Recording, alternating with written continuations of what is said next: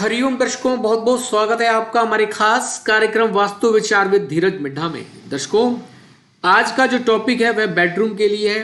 वास्तु के हिसाब से आपको किन चीज़ों का ध्यान रखना चाहिए, वास्तु के हिसाब से बेडरूम कहाँ बनाएं, कहाँ उसकी एंट्रेंस रखें, कौन से रंगों का प्रयोग करें, कहाँ पर आप क्या बनाएं, यह सब आपके लिए बताया जा रहा है। दर्शकों, वैसे तो बेडरूम जो होते हैं किसी एक घर के अंदर, सबसे होता है बड़ा मास्टर बेडरूम, जहां पर घर के मुखिया का वास होता है।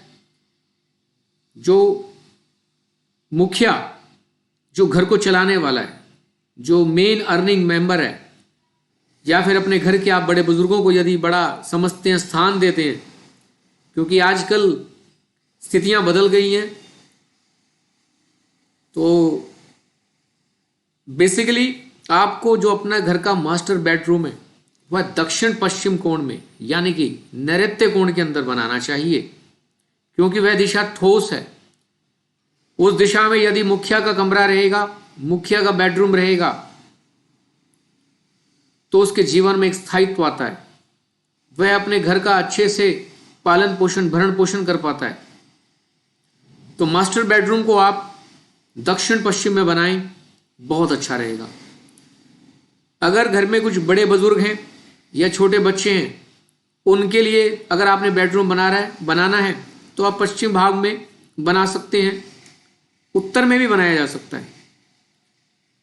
साउथ ईस्ट के अंदर कोशिश करें बेडरूम ना बनाएं, क्योंकि वह अग्नि का स्थान है और वहां पर जो व्यक्ति भी रहेगा, रात को सोएगा, उसे ब्लड प्रेशर की प्रॉब्लम हो सकती है, उसे गुस्सा अधिक आएगा।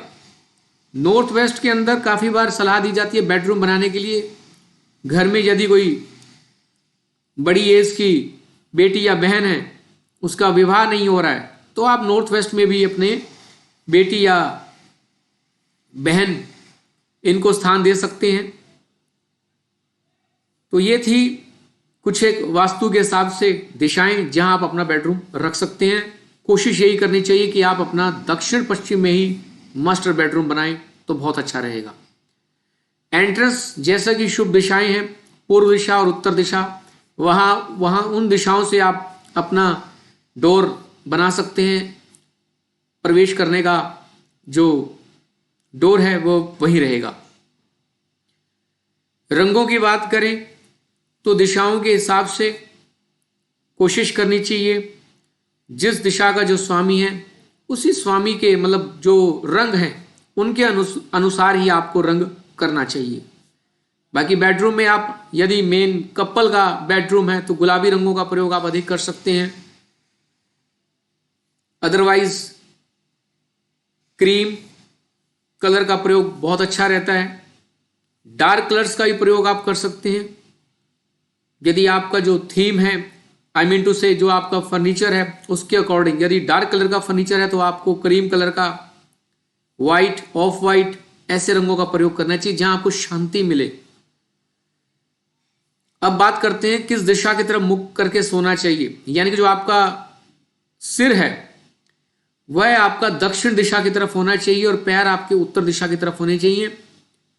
यदि दक्षिण दिशा की तरफ आप सिर नहीं कर सकते तो आप ईस्ट की तरफ भी सिर कर सकते हैं। बस उत्तर दिशा की तरफ सिर करके सोने से बचना चाहिए। अब बात करते हैं यदि कोई बीम है आपके बेड के ऊपर। पहले बात करते हैं बेड की। बेड आपने दक्षिण की दीवार की तरफ लगाना है। दक्षिण पश्चिम में रखें तो ज्यादा अच्छा है, जिससे आप जब सोएंगे तो आपका जो सिर है वह दक्षिण दिशा की तरफ हो जाएगा। यदि कोई बीम आ रहा है आपके जहां आप सोते हैं, जो आपका बेड है उसके ऊपर, तो यह एक दोष होता है। ऐसे में रात्रि काल में नींद नहीं आती अच्छी, बुरे बुरे सपने आते हैं, बुरे बुरे विचार आते हैं। और यदि बेड के नीचे भी आपने कोई उल्टा सीधा सामान रख रखा है, गैजेट्स आपने ज्यादा अपने बेडरूम में लगाए हुए हैं, तो भी रात्रि काल में आपकी नींद भंग हो सकती है। तो कोशिश करनी चाहिए बेडरूम के अंदर गैजेट्स भी ज्यादा ना लगाएं। यदि बीम है तो उसे फॉल सीलिंग से ढकवा दीजिए, और नहीं तो वहां पर 2 क्रॉस करके बांसुरी लगानी चाहिए। लाल रंग का रिबन बांधकर क्रॉस में बाउंसरी आपको लगानी चाहिए। इससे बीम का दोष कहते हैं समाप्त हो जाता है, क्योंकि भगवान श्री कृष्ण का एक वाद्य यंत्र है और उसमें एक विशेष भगवान कृष्ण की कृपा रहती है, तो आप ऐसा कर सकते हैं। Electronic gadgets, TV, mobile, computer वगैरह ये अपने बेडरूम में ना रखें तो बहुत अच्छा रहेगा। यदि लगाते भी हैं तो रात्रि काल में पूरा उनमें से जो स्विच रहता है सॉकेट में से वो आपको निकाल देना चाहिए, कंप्लीटली ऑफ कर देना चाहिए। और काफी बार लोग एलईडी वगैरह, एलसीडी वगैरह लगाते हैं जहां से आपके बेड की रिफ्लेक्शन भी होती है जब ऑफ कर दिया जाता है। तो सोते समय अगर आपकी परछाई वहां दिखाई देती है, रिफ्लेक्शन आती है, तो स्वास्थ्य संबंधी परेशानियां होने का योग बनता है। तो आपको ढक देना चाहिए अच्छे से। अब बात करते हैं दर्शकों, जल अगर आपने रखना है तो उत्तर दिशा की तरफ थोड़ा आप जल रख सकते हैं, लेकिन उतना ही जल रखें जितना आपको पीने के लिए आवश्यकता है उस रात के लिए।